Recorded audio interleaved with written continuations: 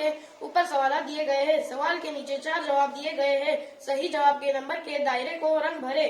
तो आप तैयार हो? जी। मेरी शक्ल पर पहचानो।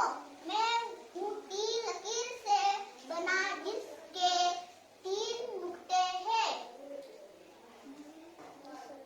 मुसल्लस, मुरब्बा, जोकर की टोपी, आइसक्रीम कोन।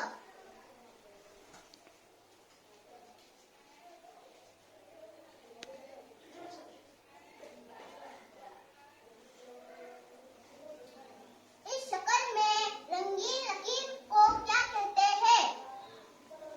खड़ा खत, तिरछा खत, आड़ा खत,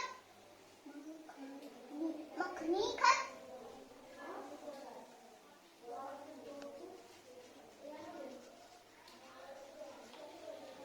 बॉक्स में कितने